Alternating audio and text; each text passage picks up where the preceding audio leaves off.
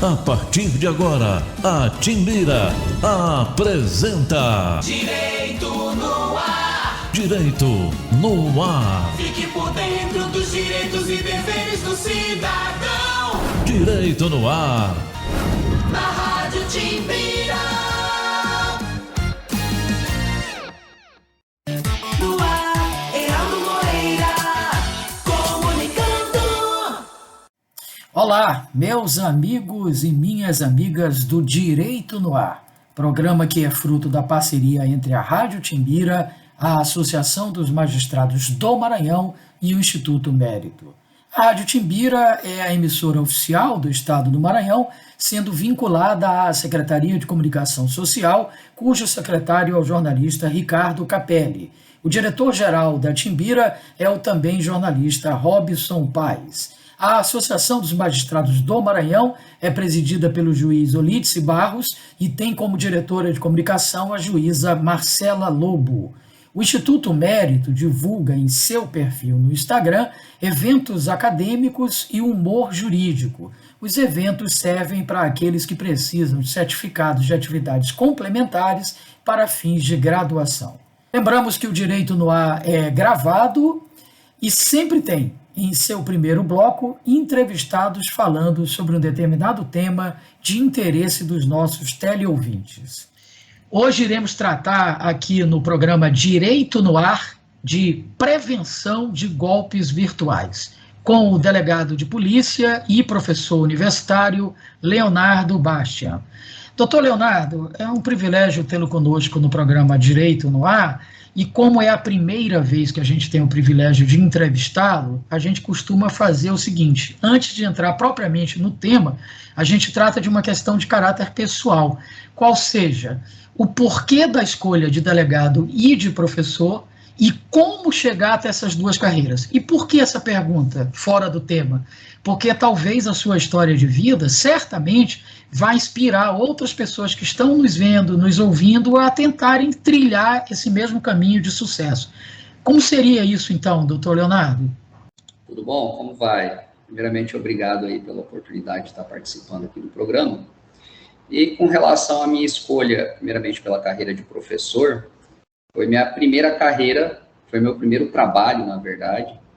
Desde quando eu tinha 18 para 19 anos, eu comecei a dar aula, primeiramente, de línguas, né? Eu dava aula de inglês em escolas de inglês. Então, já trabalhei para o FISC, Instituto da Língua Inglesa, Cultura Inglesa, Wizard e várias outras. Então, sempre fui professor. Sou graduado em letras também, né? Então, fiz faculdade de letras. Aí, posteriormente, que eu comecei a dar aula em faculdades, né? Comecei a dar aula na faculdade de redação jurídica, para o curso de Direito, e daí eu já era, à época, graduado também em Direito e advogava, e daí eu comecei depois a pegar cadeiras de Direito Penal, Processo Penal, Criminologia, também na faculdade. Mas então, minha vida inteira eu sempre fui professor. Primeiro professor de inglês, depois professor universitário, depois comecei a advogar, advoguei cerca de 4 anos, e depois eu decidi partir para o concurso público. E quando eu decidi fazer concurso público, eu não queria só concurso que eu ficasse o dia inteiro fazendo só trabalho burocrático, trabalho sem poder de decisão, sem poder de realmente fazer uma análise jurídica, né? Um trabalho mais maçante. Então, por isso que das carreiras, né, eu olhei a carreira de delegado de polícia e decidi fazer concurso para delegado, justamente porque na fase de investigação você tem uma atuação, vamos dizer assim, mais ativa, né, juridicamente falando, de coleta de provas. Então, não fica só sentado no gabinete, você vai, né, atrás da coleta de provas, mas também tem a deliberação jurídica. A gente decide sobre o fato, né, criminoso ali, de acordo com toda a doutrina que a gente aprendeu aí na faculdade de Direito. Então, foi por isso que eu optei pela carreira de delegado de polícia em detrimento de outros concursos. Maravilha, inspiradora a sua história. Então vamos agora para o tema de hoje, doutor Leonardo. É uma febre hoje, né? Eu diria que é uma modernização do estelionato, né? Daqueles golpes antigos, do bilhete premiado e coisas do tipo. Esses tais crimes virtuais. Mas o senhor poderia detalhar mais isso, inclusive, se possível, até assim, historicamente e tal, para a gente entender como é que foi essa evolução? Bom, com o advento aí da internet, né, todos os crimes em geral, não só os golpes, né, o estelionato, eles também se adaptaram a essa modalidade virtual. Então, no ambiente virtual, a gente pode hoje cometer calúnia, injúria, difamação, pode cometer qualquer crime, na verdade, aí, pelo ambiente virtual. E com relação aos golpes, não é diferente, né? Tanto o crime de furto mediante fraude, quanto o crime de estelionato é muito cometido no ambiente virtual. E como é que a gente diferencia, né, o furto mediante fraude e o estelionato? O furto, a vítima não entrega nenhum produto, nenhum bem, nenhuma vantagem para o criminoso. É o próprio criminoso que vai e subtrai os valores, né? Então ele consegue a vantagem sem auxílio da vítima. Esse é o furto mediante fraude. Então, quando um hacker invade a sua conta e subtrai valores da sua conta bancária, quando você olha lá no banco, simplesmente já sacaram dinheiro, transferiram para outra conta, fizeram PIX, não foi você que colaborou. Você não transferiu dinheiro para ninguém, você não colaborou. Então, isso seria o furto mediante fraude, que também ocorre, né? Então, os hackers aí, eles clonam cartões e sacam valores. Já o estelionato é quando a vítima ela é enganada e ela entrega a vantagem indevida para o criminoso porque ela achou, né, que aquela operação seria uma operação lícita, né, seria uma negociação válida. Então, são inúmeros os golpes que ocorrem, né, atualmente no ambiente virtual. Um dos golpes aí mais, vamos dizer assim, corriqueiro é o WhatsApp clonado. Então, os criminosos, eles conseguindo, né, a foto do perfil do WhatsApp daquela pessoa, às vezes até porque o WhatsApp dela não é bloqueada a foto do perfil, ou redes sociais, né, com foto aberta, eles pegam essa foto dessa pessoa, colocam um outro número, um outro chip, então não é o mesmo número da pessoa, e eles mandam mensagem para familiares e amigos dessa pessoa, que eles já conseguiram coletar esses dados, dizendo, olha, eu mudei de número, né? Aí ele se passa por aquela pessoa. E ele sempre vai narrar uma situação de emergência, que ele está em apuros, precisando de dinheiro ali urgente para algo, e pede para a pessoa transferir para ele um dinheiro, fala que o cartão dele está bloqueado, a conta dele está bloqueada, então pede para passar o dinheiro na conta de um amigo ou de uma amiga que está com ele ali no momento, e a pessoa acaba transferindo, né? Então, o clássico, né? A mãe recebe uma mensagem, né? Aí o suposto filho, né, coloca, oi mãe, tudo bom? Olha, mudei de número, esse é meu número novo, salva aí. Aí começa a conversar com ela como se fosse o filho, fala, olha, o meu carro quebrou aqui na estrada e meu cartão, eu errei a senha, bloquearam meu cartão, vou ter que ligar no banco depois para desbloquear, eu estou precisando aqui fazer um conserto no carro e teria como, né, você mandar para mim aí R$1.000, R$500, só para eu pagar o conserto, assim que eu chegar em São Luís eu resolvo a questão e te repasso o valor.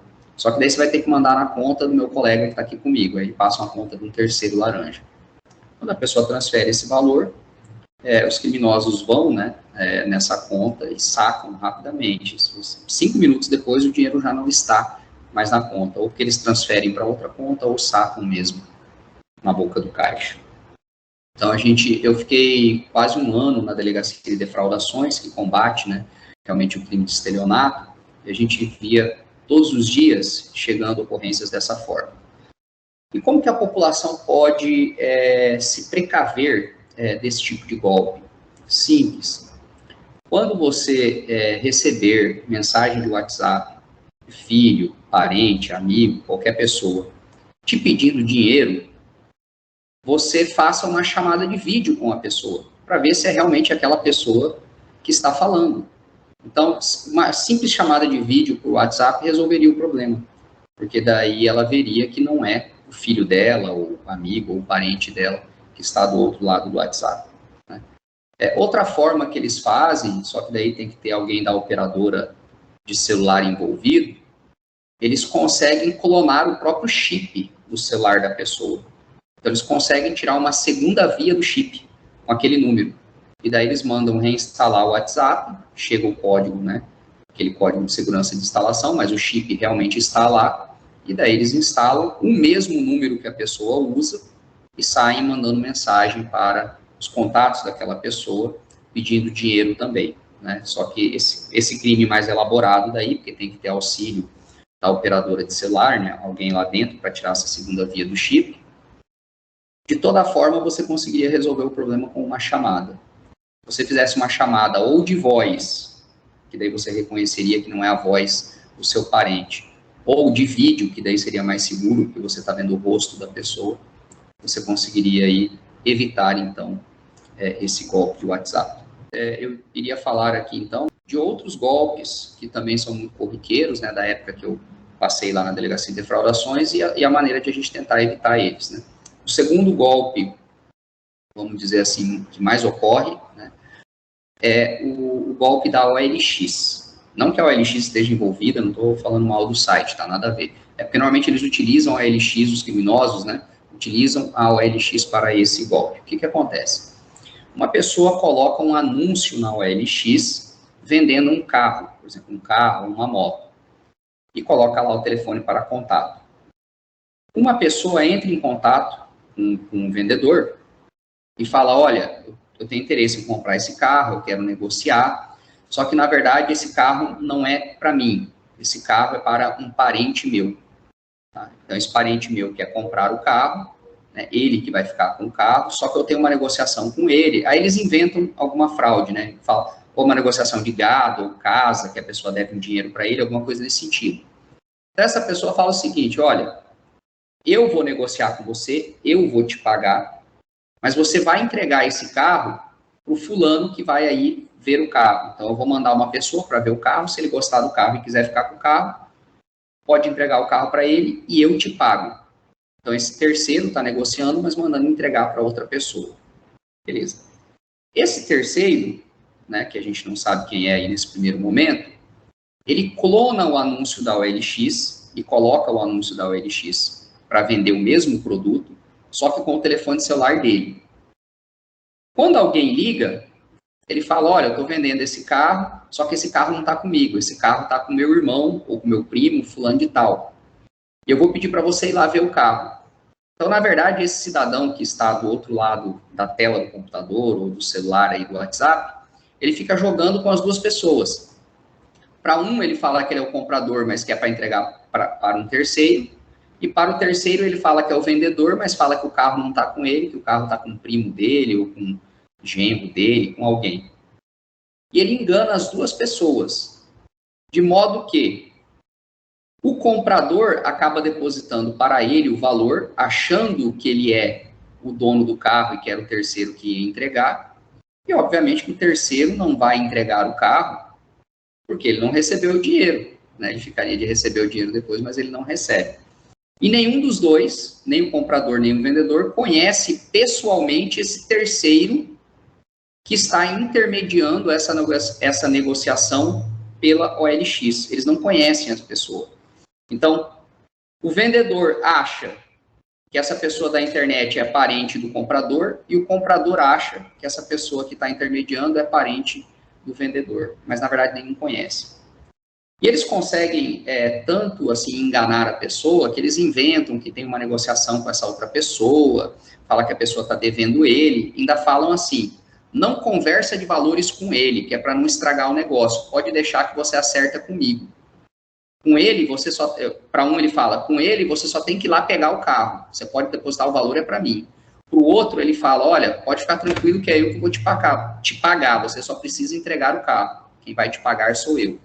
E dessa forma, os dois são enganados, e esse terceiro recebe um valor, normalmente Pix, né, que eles fazem, numa conta de uma outra pessoa, que ninguém sabe, às vezes até em outro estado, e rapidamente eles sacam esses valores, né, para conseguir rastrear em qual conta que foi depositado esse valor, né, quem que recebeu, as imagens da câmera de quem que foi sacar isso daí. É uma investigação demorada, normalmente envolve outros estados, espécie precatória, então é algo complicado.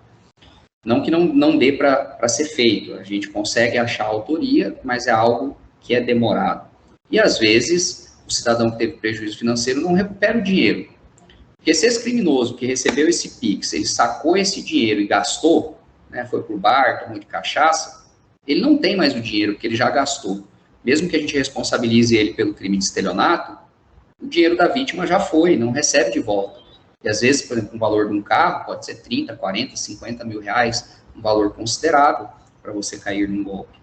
Então, assim, dica que eu dou.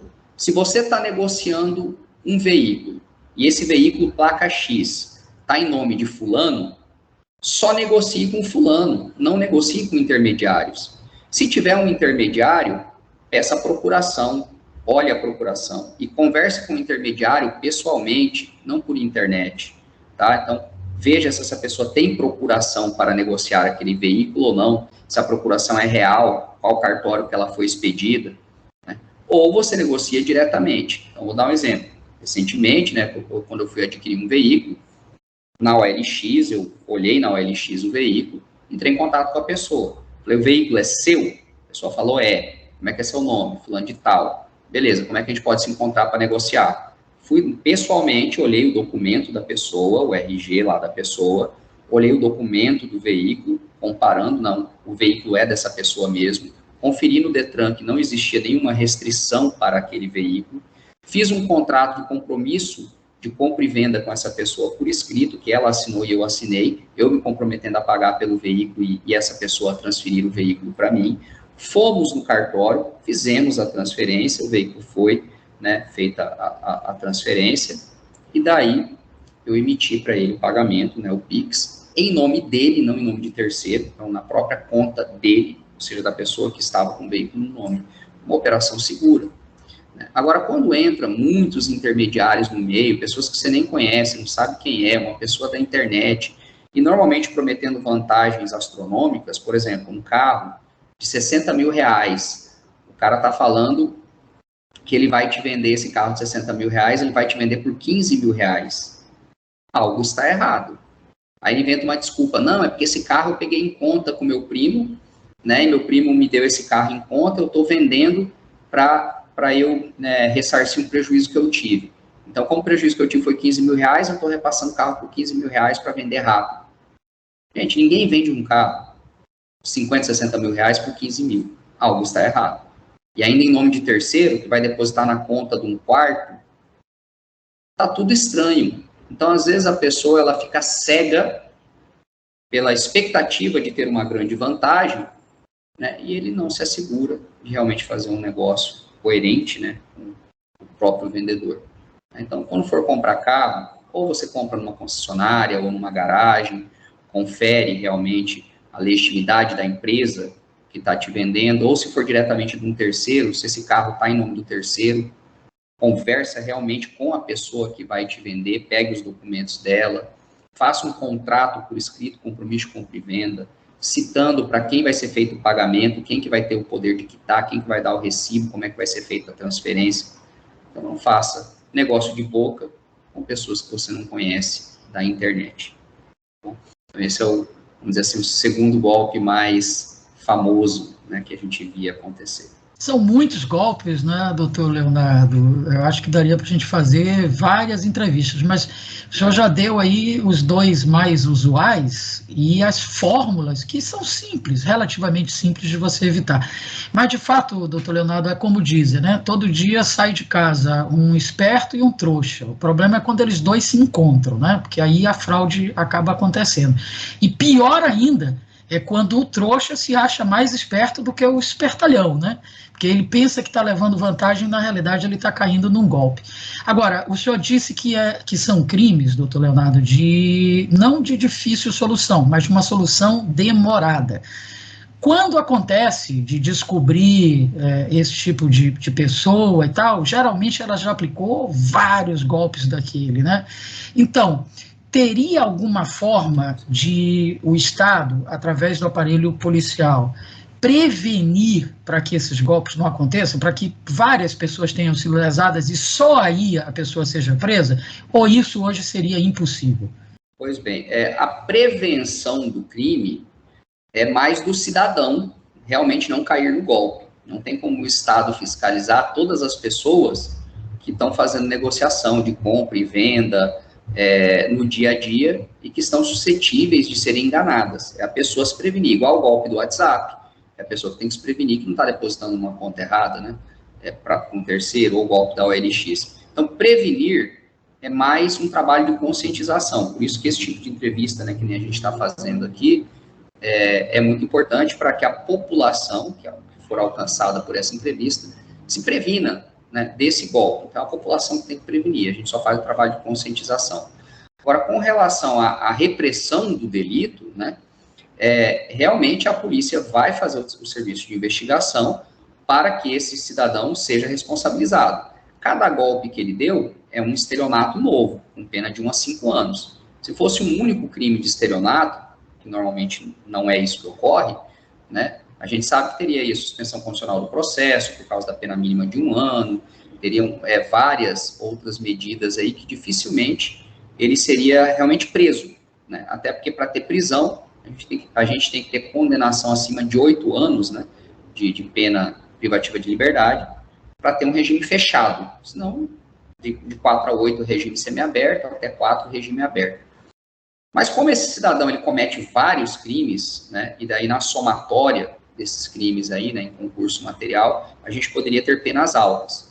Então, à medida que ele for sendo condenado por um estelionato, por outro estelionato, por outro estelionato, a gente for somando essa pena, a gente teria uma pena alta, a gente poderia ter aí um regime fechado. Mas, como regra, né, a não ser que seja uma prisão preventiva, e aí depois que localizar, individualizar o cidadão, comprovando essa habitualidade criminosa, poderia ter uma prisão preventiva, mas, com exceção da prisão preventiva, a regra é que ele seja preso somente após uma condenação com trânsito em julgado. E o trânsito em julgado a gente sabe que demora no Brasil, né? Processo judicial, né, com contraditório e ampla defesa e com todos os meios recursais, ele demora. Então, para ter realmente um título executivo judicial, né, que possa aí ter a execução dessa pena, né, mandado lá para a vara de execução para executar uma pena e que seja em regime fechado, não é algo muito rápido. Né? Que ele vai ser responsabilizado? Vai. Mas isso pode demorar. Então, a prevenção é mais a conscientização da população mesmo. Maravilha. Doutor Leonardo, infelizmente a conversa muito boa, muito interessante, muito rica, como o senhor disse, orientando o cidadão sobre como se proteger, porque essa proteção tem que partir dele próprio, mas o tempo acaba sendo cruel conosco, que a gente já está chegando aos 30 minutos de conversa. Então eu abro espaço para suas considerações finais e alguma outra orientação que o senhor possa passar para os nossos teleouvintes. Eu só queria agradecer a oportunidade, né, de estar mais uma vez tentando alertar a população com relação a esses golpes virtuais, né, e a população sempre que tiver alguma dúvida, né, com relação a alguma negociação, pode, né, buscar auxílio jurídico, né, de um advogado para estar dando conselhos aí sobre essa operação, principalmente quando envolva valores altos, né, ou também pode estar procurando a delegacia de polícia do seu bairro, né, e conversar com o delegado, né, pois o delegado, ele também é um garantidor, né, dos direitos fundamentais, então ele também vai instruir a população como não cair nesses golpes. Fala, olha, está estranha essa negociação. Então, converse ou com o delegado do seu bairro, né, da delegacia do seu bairro, ou procure também auxílio de um advogado ou da Defensoria Pública. Doutor Leonardo Bastia, delegado de polícia, professor universitário, a gente agradece muito, muito mesmo a sua participação conosco aqui no Direito no Ar. Faremos agora um rápido intervalo, mas logo estaremos de volta com o seu Direito no Ar. Continue conosco. Estamos apresentando Direito no Ar. Direito no Ar. Fique por dentro dos direitos e deveres do cidadão. Direito no Ar. Na Rádio Timbira.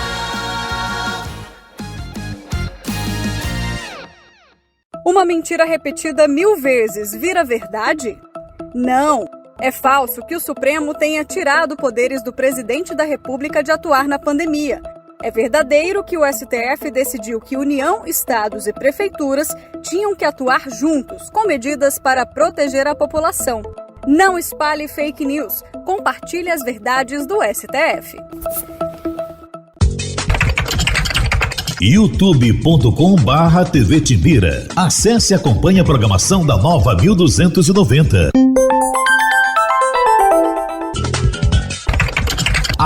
@Rádio Timbira, no Facebook, Twitter e Instagram. É a Nova 1290 no seu computador ou smartphone. Estamos de volta. Direito no ar. Direito no ar. Fique por dentro dos direitos e deveres do cidadão. Direito no ar. Na Rádio Timbira.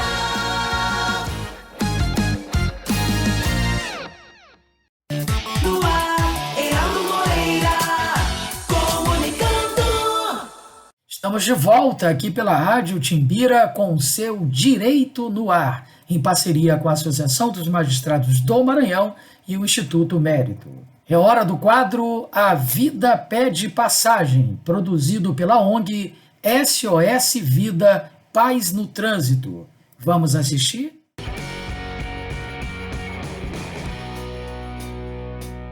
Bom dia, teleouvintes do programa Direito no Ar. Sou José Martinho, integrante da SOS Vida pela Paz no Trânsito. No Vida Pede Passagem de hoje, eu quero falar de um assunto muito importante, que é o uso de luzes no veículo. No trânsito, ver e ser visto é algo fundamental para a garantia da segurança viária. A esse respeito, o Código de Trânsito Brasileiro, no seu 3º capítulo, que trata a respeito das normas gerais de circulação e conduta, normas estas que, se observadas pelos condutores e demais usuários da via, teremos como resultado um trânsito mais seguro. No seu artigo 40, ele vai dizer que o uso de luzes nos veículos obedecerão às determinações contidas nele. Então, dessa forma, o artigo 40 vai nos dizer como e quando utilizar os faróis, a luz baixa, luz alta, pisca-alerta, luz de posição. Vai nos dizer que a luz das placas dos veículos precisam estar em pleno funcionamento durante a noite, pois a placa é a identificação imediata do veículo, então ela precisa estar iluminada, sob pena de estar cometendo infração de trânsito, se assim não ocorrer no período da noite. Também vai nos dizer que os motociclistas, as motocicletas, motonetas e ciclomotores, eles precisam utilizar a luz baixa dioturnamente. Então, isso é necessário para a garantia da segurança dos usuários da via e do piloto da motocicleta, da motoneta, do ciclomotor. Então, também os veículos de transporte regular de passageiro, eles precisam estar, quando transitar nas faixas a ele destinadas, também manterem os faróis acesos mesmo durante o dia. E, acima de tudo, é necessário que o condutor observe essas regras a fim de não estar cometendo infração de trânsito e, acima de tudo, observar essas regras pensando primeiramente na segurança viária, na segurança daquele que está conduzindo, na segurança daqueles que estão transitando pelas vias. E não esquecendo que ver e ser visto é fundamental para a segurança viária.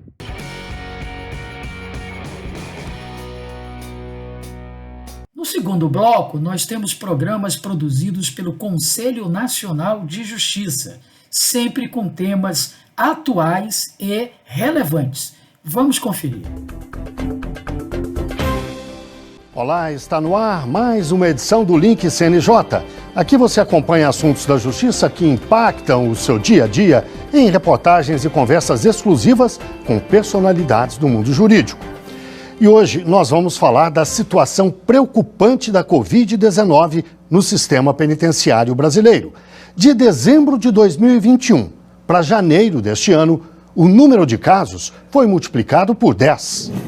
Nos últimos 5 meses do ano passado, a quantidade de novos casos de Covid-19 no sistema prisional em todo o país se manteve relativamente estável, sempre inferior a 1.000 por mês. Em dezembro foram menos de 500, mas em janeiro deste ano o número chegou a 4.500. Veio fevereiro e a notícia continuou ruim. Foram quase 7.500 registros, crescimento de 65% em relação a janeiro. No sistema socioeducativo, que cuida de adolescentes em conflito com a lei, o resultado foi ainda pior. Quase 2.000 casos, aumento de 668% sobre janeiro. É um momento que inspira atenção, que inspira cuidados, em especial porque as condições desses ambientes são precárias. São precárias no sentido da cobertura de atendimento de saúde. São menos de 50% das prisões brasileiras que têm equipe multiprofissional dedicada na área de saúde, então isso implica um atendimento externo, às vezes por coisas simples, o que faz com que não tenha esse transporte recorrente. Logo, quando as pessoas são levadas a uma UPA, a um hospital, pronto-socorro, já estão em estado mais grave. Então, esse é um dos fatores que gera essa preocupação. O segundo, porque é uma população também que tem uma situação nutricional abaixo da média. Muitas unidades prisionais têm, inclusive, alas de pessoas subnutridas e, logo, a capacidade de resistência é menor. Por último, a gente tem também um grupo de pessoas com comorbidades nesses ambientes, né? E essas pessoas são mais vulneráveis, uma vez que esses espaços, de uma maneira geral, eles são espaços com pouca ventilação cruzada, com uma condição de aglomeração e superlotação importante, o que faz com que a doença possa se transmitir com mais facilidade. Logo no começo da pandemia, o CNJ recomendou a criação de um comitê com a participação do Judiciário e do Executivo para adotar medidas de urgência contra a Covid no sistema penitenciário e no socioeducativo. Os dados passaram a ser controlados mensalmente. Os procedimentos de limpeza e o uso de equipamentos de proteção foram estimulados. As visitas foram suspensas e só puderam ser retomadas com distanciamento e apresentação de cartão de vacina. Juízes de todo o país permitiram que presos com comorbidades cumprissem penas em prisão domiciliar com monitoração eletrônica, o que reduziu a superlotação em 10%. Mas o programa Fazendo Justiça reconhece que é preciso ampliar as iniciativas e trabalhar, por exemplo, pela melhoria da alimentação servida nas prisões, pela ampliação da cobertura de saúde e, principalmente, pela cobertura vacinal. No sistema prisional, apenas 56,7% das pessoas são vacinadas com pelo menos 2 doses. Na população brasileira como um todo, o índice chega a 72,9%. Sempre lembrando, né, que nós temos essas diferenças de unidade prisional para unidade prisional, mas é importante que a gente mantenha um melhor controle do fluxo vacinal. Tanto prevendo a quantidade de pessoas que entram em média em cada estabelecimento e já tendo essas doses disponíveis, quanto verificando a rotatividade dessas pessoas, porque esse é um público que não é fixo, né? Então a gente não consegue avaliar, 60% das pessoas estão com a primeira dose, mais ou menos no ambiente prisional. Essas pessoas, elas podem não permanecer na unidade prisional no mês que vem, uma parte delas. Então, as que entram precisam ser avaliadas para ver se necessitam ainda da primeira dose. Para falar sobre o assunto, eu converso agora online com Janaína Palma, socióloga, mestre em Ciências Sociais e membro da equipe Infovírus. Converso também com Júlio Croda, presidente da Sociedade Brasileira de Medicina Tropical e pesquisador da Fiocruz. Muito obrigado aos dois pela participação no Link CNJ. Eu começo com uma pergunta para a Janaína. Você participa de uma pesquisa, Janaína, justamente sobre a Covid-19 no sistema penitenciário. Como é que se explica essa multiplicação por 10, de repente, de um mês para o outro? Bom, a pesquisa do Infovírus, a gente faz o monitoramento do painel do DEPEN desde abril de 2019. Então, eu acredito que esse aparecimento, né, desses dados de uma vez só, seja porque antes havia uma repressão dessas informações, né? E a gente tem estados que passaram 9 meses, 10 meses sem atualizar os dados e soltam de uma vez só. Então, não necessariamente esses casos surgiram todos agora, mas a informação foi disponibilizada no site de uma vez só. Então, seria uma espécie de represamento de dados. Por que isso acontece? Algumas vezes é porque o site do DEPEN demora de atualizar o painel, e em outras é o Estado que demora de repassar essa informação. Eles não mudam nenhum número, nem de suspeitos, nem de detectados, nem de óbito, passam vários meses repetindo a mesma informação. Outras vezes, o painel fica 15 dias sem atualizar, 20 dias sem atualizar, e quando atualiza, traz esses dados de uma vez só. Júlio, há alguma explicação técnica para além desta que a Janaína nos apresenta? Por exemplo, a data desta multiplicação por 10 coincide com a chegada da variante Ômicron ao Brasil. Seria isso, talvez? Bem, né, a gente tem uma explosão de casos na população geral e não é diferente no sistema prisional, né? Existe elevada transmissão da Covid-19, assim como qualquer outra doença respiratória no ambiente de superlotação. Então, com certeza, também tem nesse aumento o reflexo da transmissão da Ômicron entre dezembro e janeiro.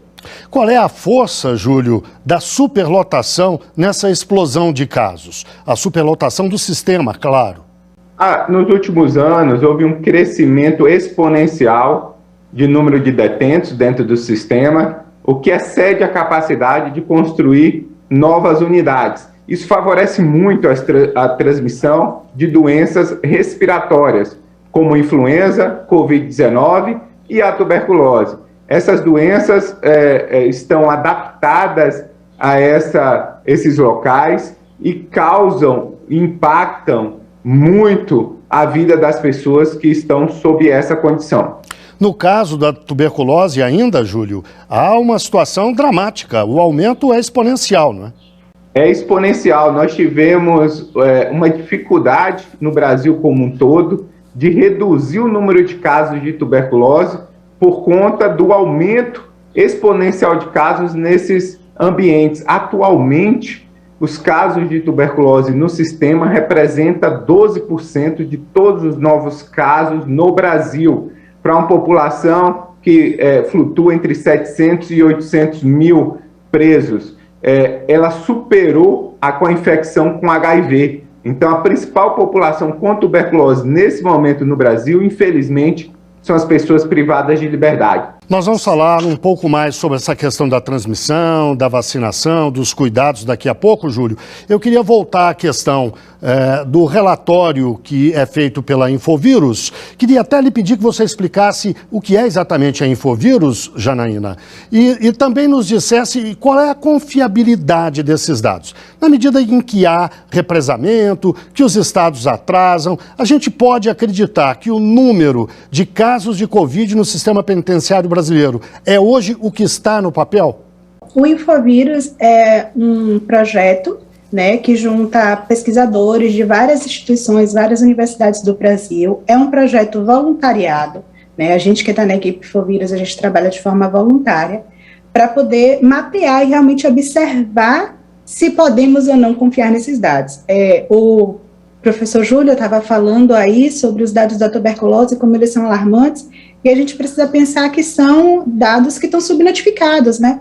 Eles são alarmantes, mesmo estando subnotificados. A Covid, ela está muito subnotificada, pelo que a gente pode concluir, porque se a gente for pensar que em mais de 2 anos de pandemia, estados como Alagoas, Amapá, Pará, não apresentam nenhum óbito, a gente, ironicamente, pensaríamos que seria perfeito estar no sistema prisional. Aqui fora morre tanta gente e dentro da prisão não morreu ninguém, né? Chega a ser irônico a realidade que é apresentada pelo departamento.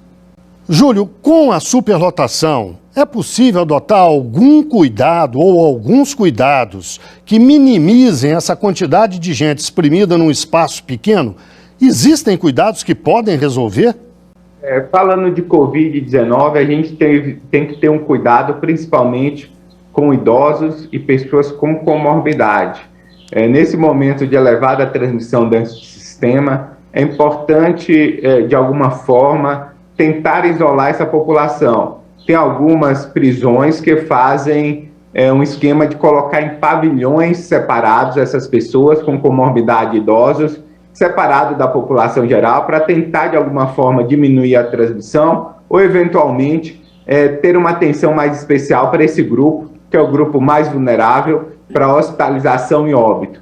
Então, talvez seja uma medida. O uso de máscara é extremamente difícil nesses ambientes, se não for impossível. Distanciamento não existe. Lavagem de mãos, muitas prisões, muitos pavilhões e celas não têm acesso com frequência à água, álcool gel, que é um material inflamável. Então, fica muito poucas alternativas do ponto de vista das medidas preventivas. Talvez a medida preventiva mais efetiva nesses ambientes seja ampliar a vacinação e a cobertura vacinal. Até agora, a vacinação no sistema penitenciário tem ficado aquém da média da população brasileira. Isso significa que a gente ainda vai ver muitas mortes no sistema penitenciário acima da média nacional também? A gente tem que fazer uma análise também por idade e comorbidade, né? A população do sistema prisional são pessoas, são adultos jovens, com risco menor de hospitalização e óbito. A gente pode observar, sim, um aumento de hospitalização e óbito, principalmente nas pessoas acima de 50 anos que estão no sistema prisional.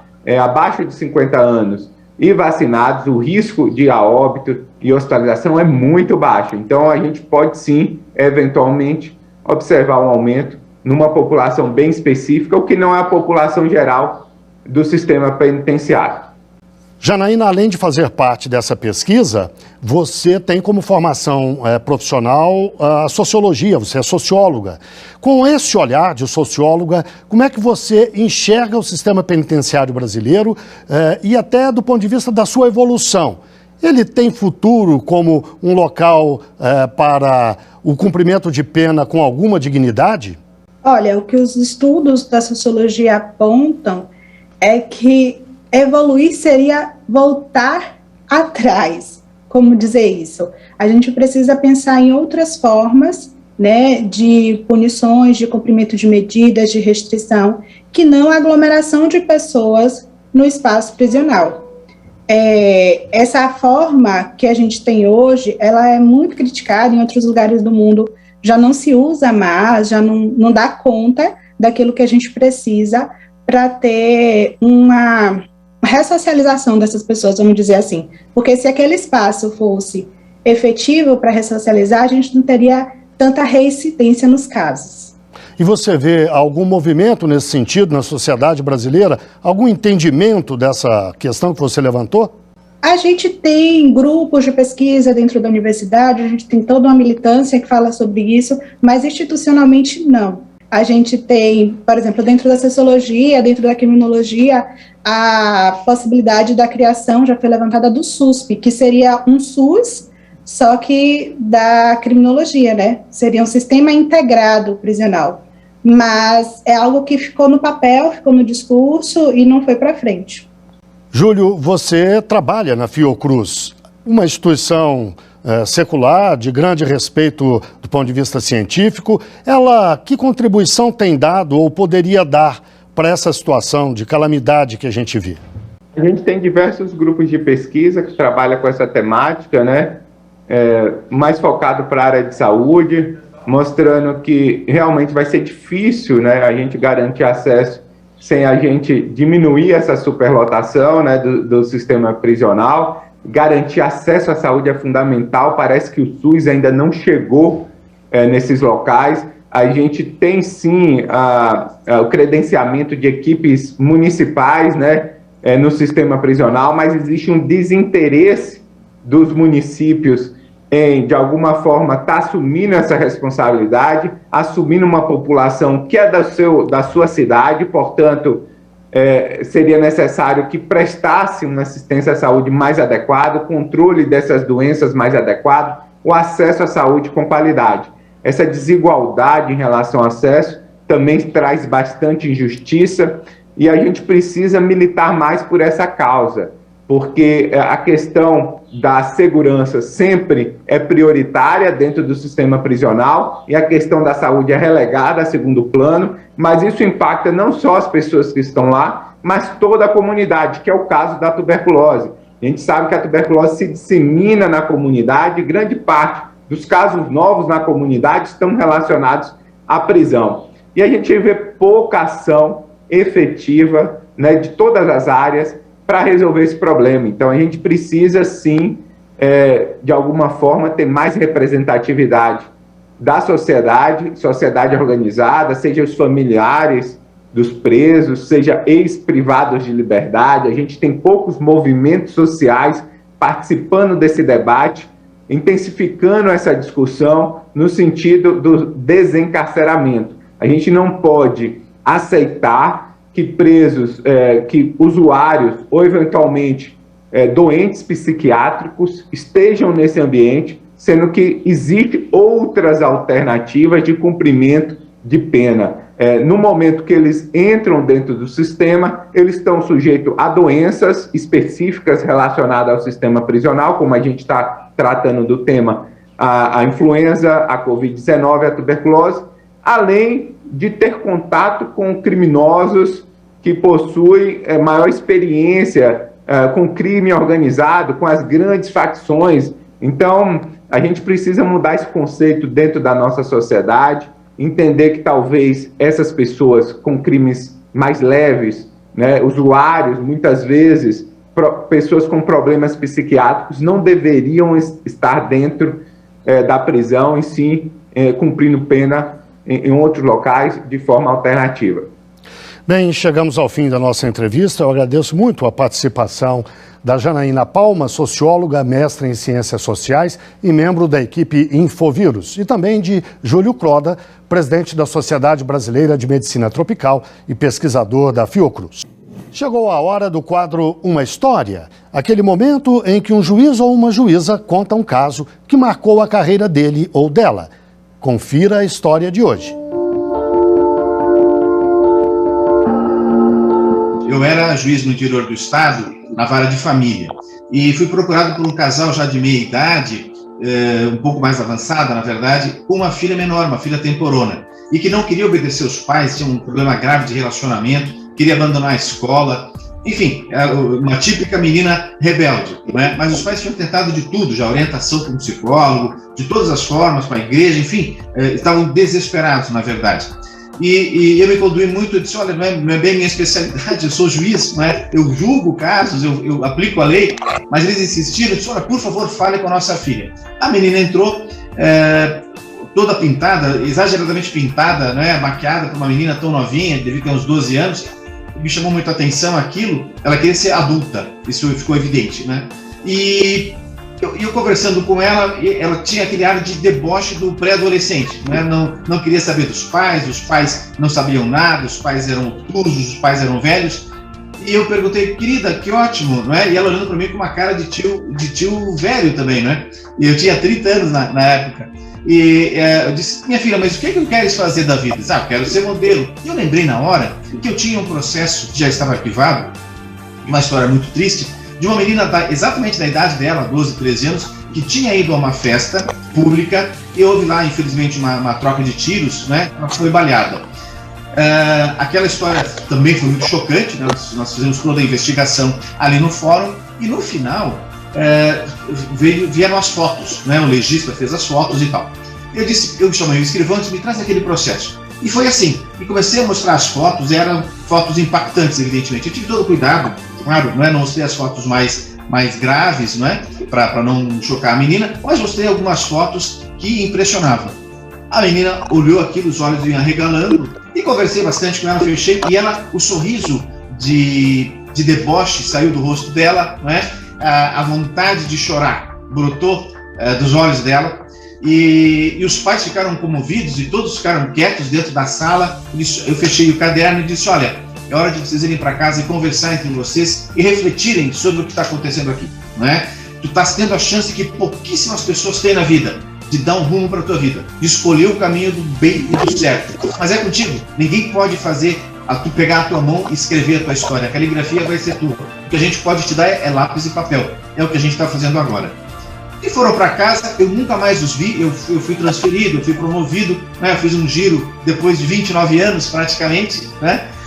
Na minha vida. Um dia eu estava ali de novo nessa cidade do interior, almoçando com amigos, com outros juízes, se aproxima um casal bem mais velho e dizem: boa tarde, o senhor lembra da gente? O senhor salvou nossa filha. O senhor foi muito mais do que juiz. A partir daquele dia, ela voltou para a escola, ela voltou a ser menina, tirou a maquiagem, voltou a ser o que ela tinha que ser, uma menina curtindo a infância dela, sem as influências de amigos perniciosos, sem a influência de drogas, sem a influência de traficantes. Ela entendeu que a chance era uma só. Não entrei em detalhes, mas ela deu certo, não é? Ela virou um ser humano que desabrochou, que amadureceu e que certamente está fazendo e reproduzindo bem por aí. E eu fiquei muito orgulhoso porque aquela história me tocou profundamente, dentre tantas e tantas e tantas, em 30 anos de profissão que a gente tem para contar. Essa foi maravilhosa, porque foi uma ação fora do processo. Foi uma ação que eu pude me dedicar durante umas 2 horas a conversar com pessoas e mostrar que o juiz não está ali só para sancionar, só para punir, né? Está ali para orientar e para mim para dizer coisas boas quando tem que ser ditas. E aquela família precisava exatamente disso naquele momento. E deu certo. E eu tenho muito orgulho disso, Guilherme. E hoje o Link CNJ extrai uma série de entrevistas, uma por programa, com os novos conselheiros que tomaram posse recentemente. Vamos ver um pouco quem são e o que pensam esses conselheiros.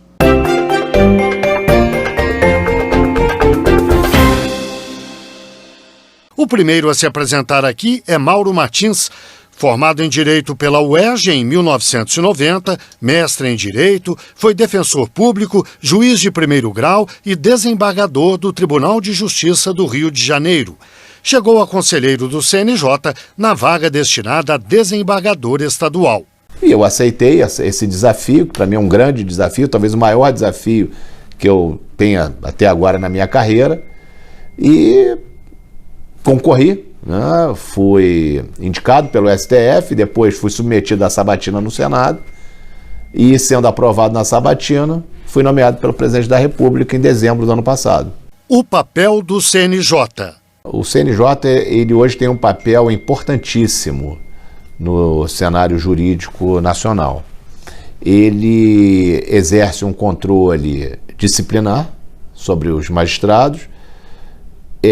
Isso talvez seja o que chame mais a atenção da atuação do CNJ, mas não é, no meu entendimento, a principal competência do CNJ. Eu acho que o CNJ tem um papel muito importante, que é planejar políticas nacionais para o Poder Judiciário, e nesse campo ele tem ido muito bem. Então eu tenho a expectativa de poder contribuir com a minha experiência de magistrado de quase 30 anos e que já viu, né, muitas situações que estão a depender de uma melhoria, de um dedo de Brasília para que seja aprimorado. A minha expectativa é contribuir para o aprimoramento da prestação jurisdicional. O que é o direito? O direito é o único caminho da pacificação social. Não há salvação fora da Constituição e fora do direito. Eu acho que um povo, uma sociedade que pretenda ser civilizada, ela tem que evoluir no direito. Bem, chegamos ao fim de mais um Link CNJ. Muito obrigado a você que esteve com a gente até agora e até o próximo programa. E a gente lembra que caso você queira participar do nosso programa, apesar dele ser gravado, você pode fazê-lo com suas críticas, dúvidas ou sugestões pelo nosso e-mail amaimprensa@gmail.com. ama, A-M-M-A, imprensa, tudo junto, @gmail.com. Voltaremos semana que vem com o seu Direito no Ar, um programa da Rádio Timbira, a Associação dos Magistrados do Maranhão e Instituto Mérito. Até lá e muito grato por sua audiência. Você acabou de acompanhar mais uma atração da Timbira AM. Direito no Ar. A primeira do Maranhão. Timbira.